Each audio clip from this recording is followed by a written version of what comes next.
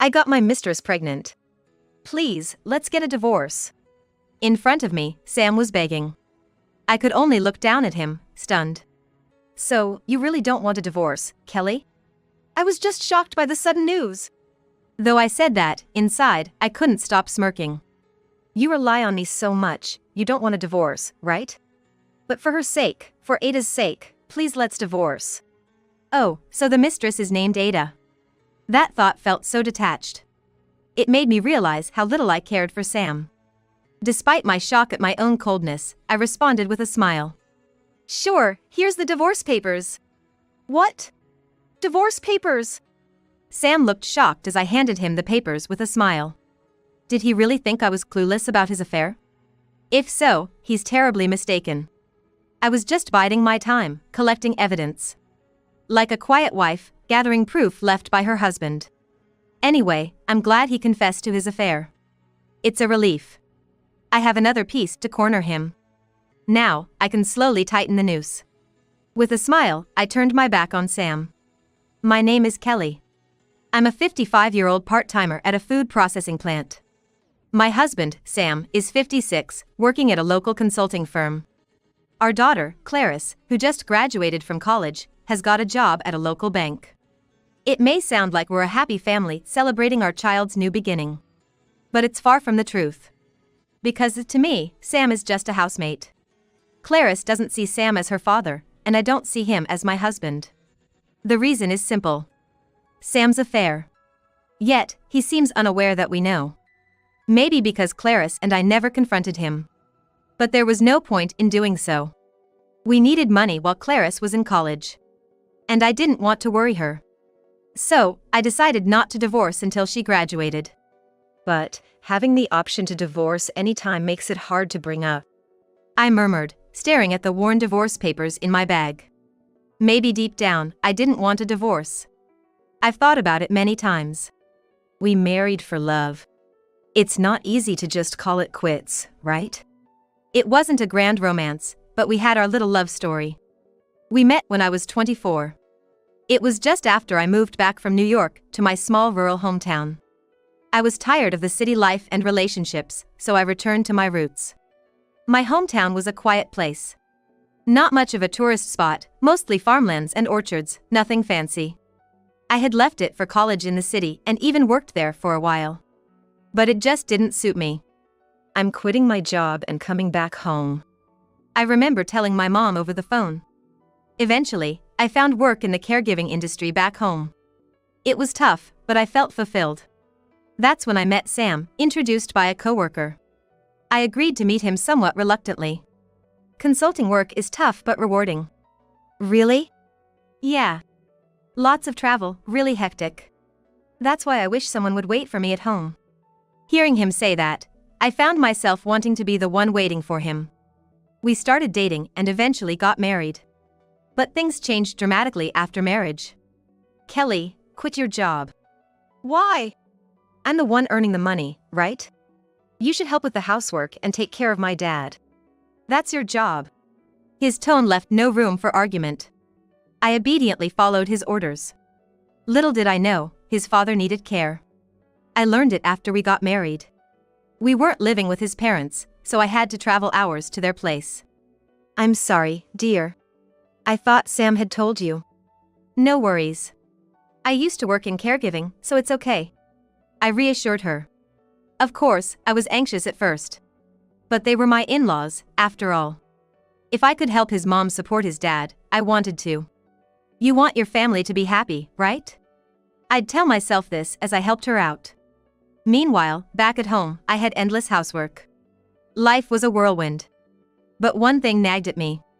Why did Sam never choose to live with his parents? In such a situation, he'd expect to discuss living together or at least talk about caregiving before getting married. Yet, Sam never mentioned his father's condition until we were married. I realized much later why Sam did nothing. Putting that aside, for years, I kept visiting his parents' house without a break. Then one day, I noticed signs that I might be pregnant. I think I might be pregnant. Go to the doctor right away. Don't worry about things here, I've got it covered. The doctor confirmed my pregnancy. I immediately called my mother-in-law. She was overjoyed. Congratulations. Just make sure you don't overdo it, okay? Yes. But Sam told me to keep visiting you. I'll talk to Sam. Don't worry and don't overdo anything, okay? I was almost in tears from her reassuring words. Later, I waited for Sam to come home.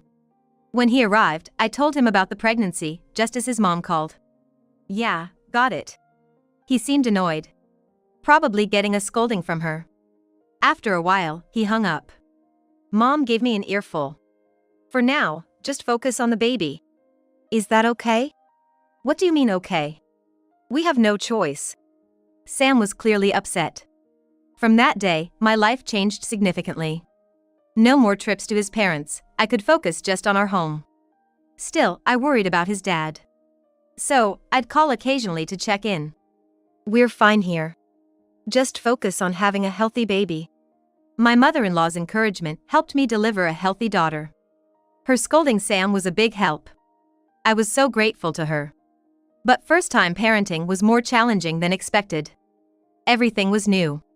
What should I do in this situation? I found myself asking her more and more.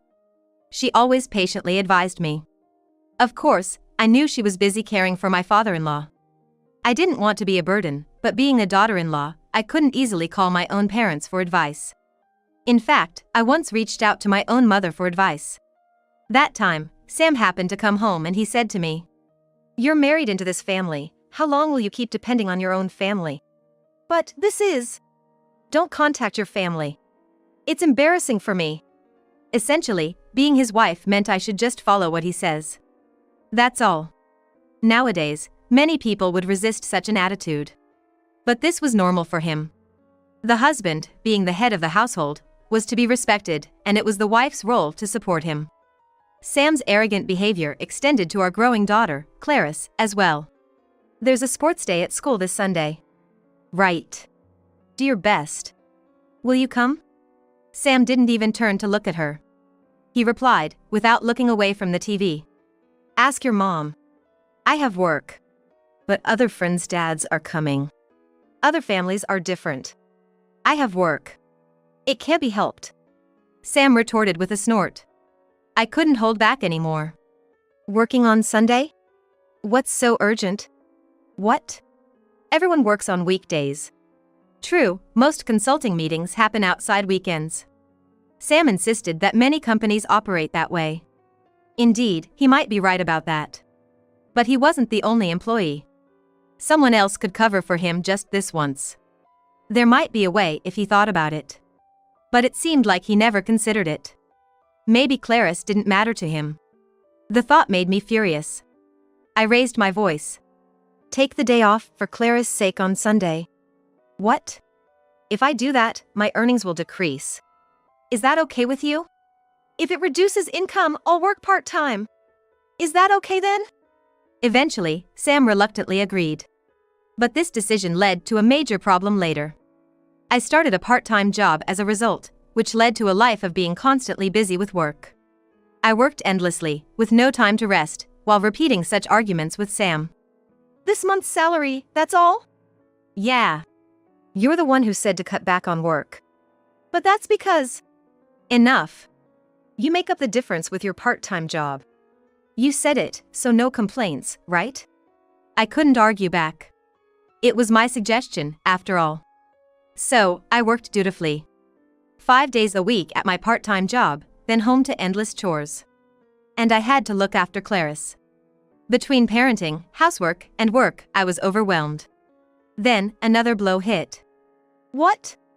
It was a call from my mother-in-law, informing me of my father-in-law's passing. I felt like crying right there. But next to me, Sam said something unbelievable. Dad's inheritance, huh? Now we can have some fun. I couldn't believe my ears. I turned to Sam, and he was grinning. It wasn't a misunderstanding. I was as saddened by his reaction as I was by the loss itself. Eventually, after the funeral, Sam received his father's inheritance.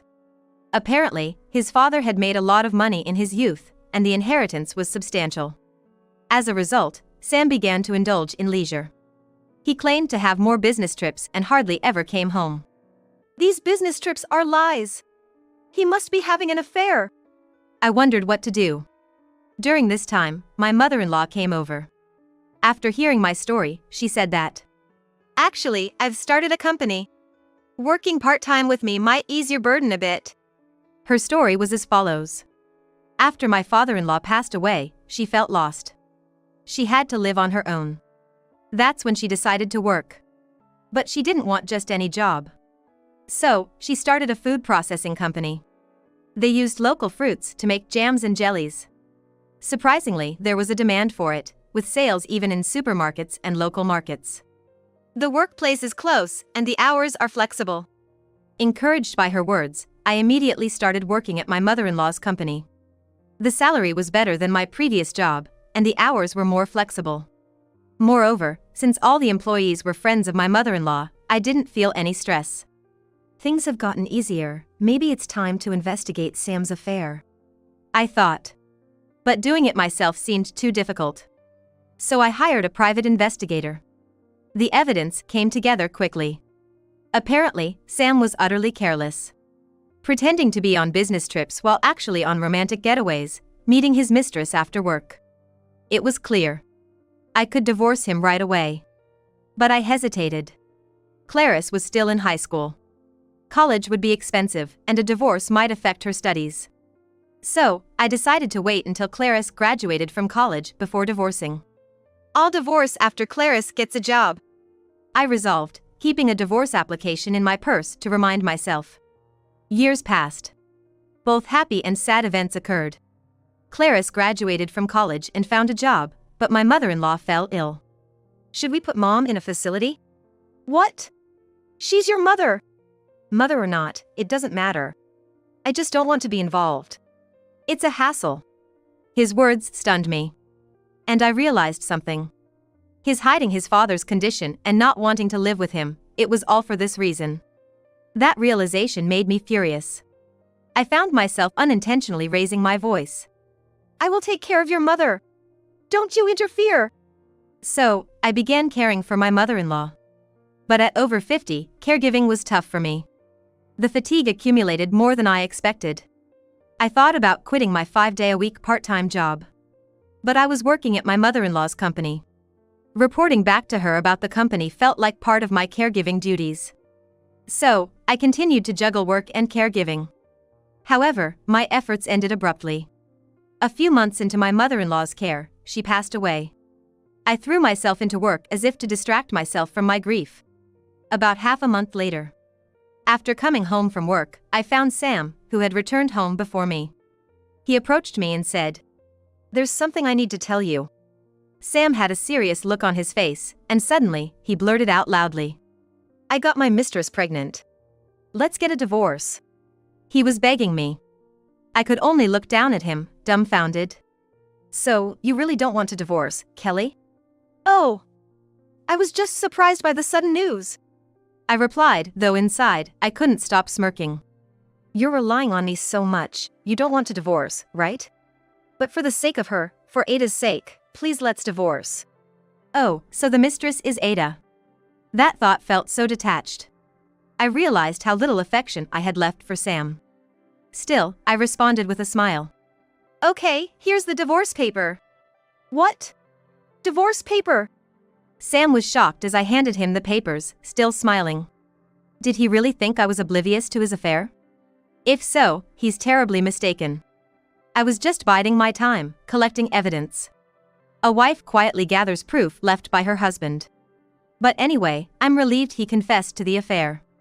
It's another piece to corner him. Now, I can slowly tighten the noose. I smiled and turned my back on Sam. With Clarice employed and my mother-in-law gone, I had no regrets about leaving Sam.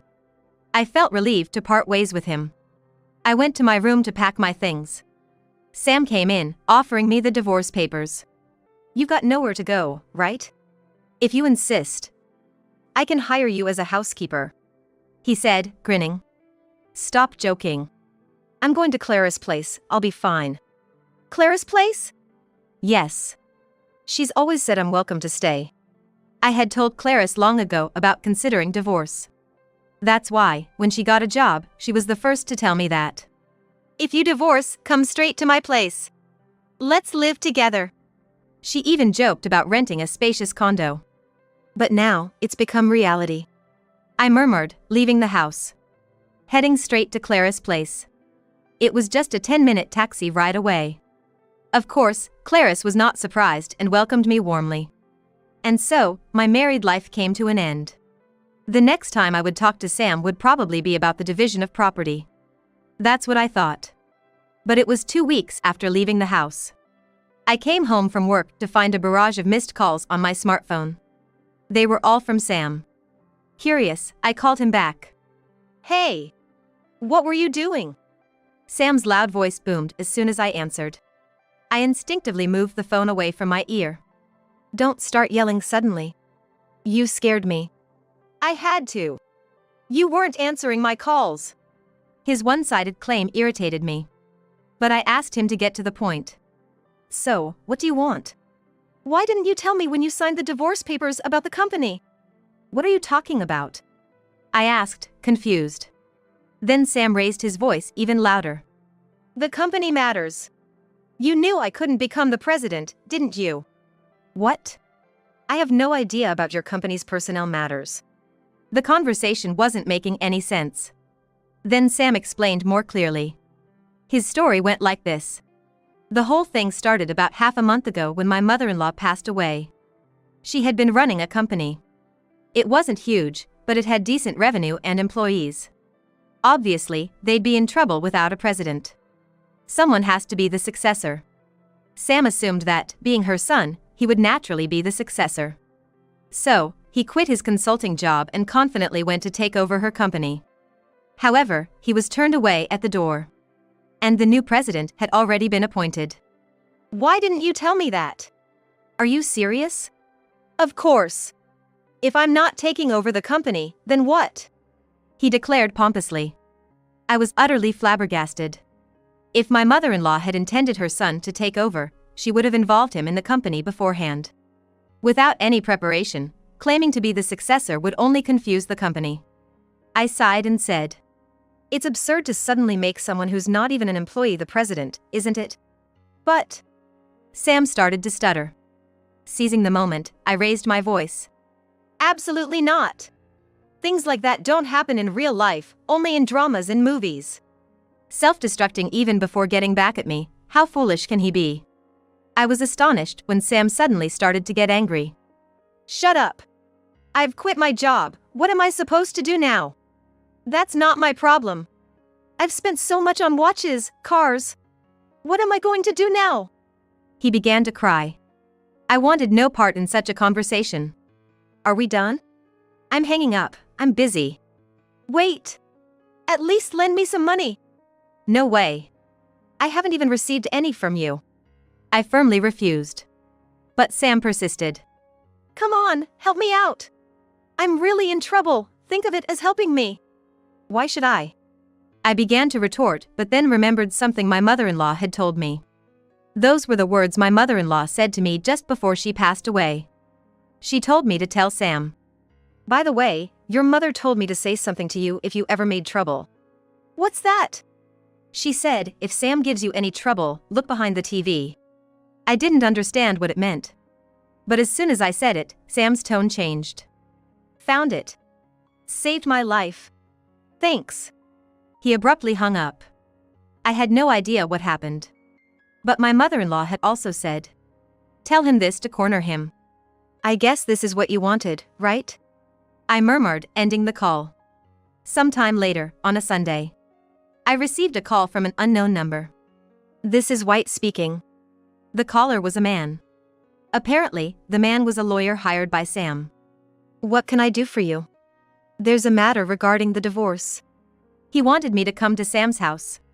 Reluctantly, I went, finding an unfamiliar man, a young woman, and Sam waiting. As soon as I sat down, the young woman, clearly Sam's mistress Ada, frowned. The man, introducing himself as Lawyer White, started the discussion. First, about the alimony for the divorce. The lawyer efficiently proceeded with the matter. And the alimony was settled at $60,000. Given the evidence of infidelity you have brought, Kelly, this seems fair. But Sam, looking dissatisfied, and Ada, puffing her cheeks, protested. With this much evidence, it would be difficult to contest, the lawyer said, urging Sam to reluctantly sign the documents. I sighed in relief, thinking it was over. But then the lawyer brought out another set of papers. Next, regarding the inheritance. Oh, then I'll leave. I stood up. But it quickly stopped. Please wait. This concerns you as well. Me? I was taken aback. Normally, a wife cannot inherit a legacy. Unless she has adopted a child, but a wife who is only married, like me, has nothing to do with the inheritance. And Sam and I were divorced. There was not the slightest element of legacy involved. Naturally, Sam seemed to think so too. He raised his voice at the lawyer's words. Kelly has nothing to do with this. She's just an ex-wife. Right.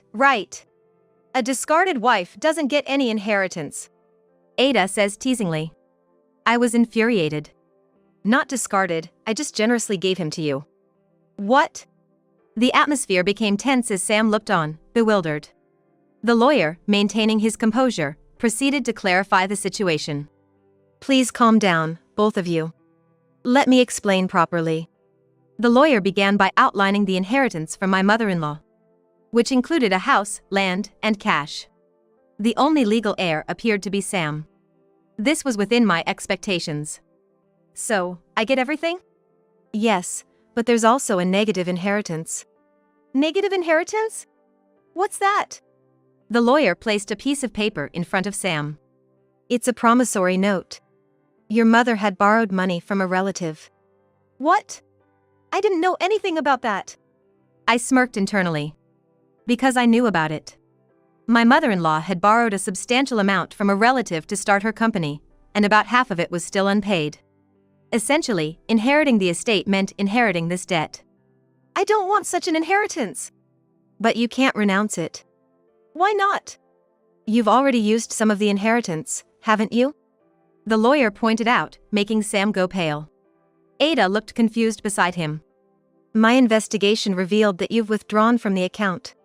No, that's different. You had the access, right? No excuses. Sam collapsed in despair. That's it. My mother-in-law's words were about where she hid the pin. Sam had accessed her bank account using that information. She had cleverly saddled Sam with her debt. Kelly, were you and my mother conspiring? Was that phrase a trap to ensnare me? No. I didn't know what was going on either. Anyway, it's your fault for using the money. Sam grimaced in frustration, staring at me bitterly. There's also a matter concerning you, Kelly. There's an insurance payout due to you. Insurance money? Yes. You're the beneficiary. It's your mother-in-law's insurance, the lawyer said with a smile. Sam immediately became enraged. What? That's my mother's insurance money. It should be mine. It's part of the inheritance. No, insurance money is separate from the inheritance, the lawyer stated firmly.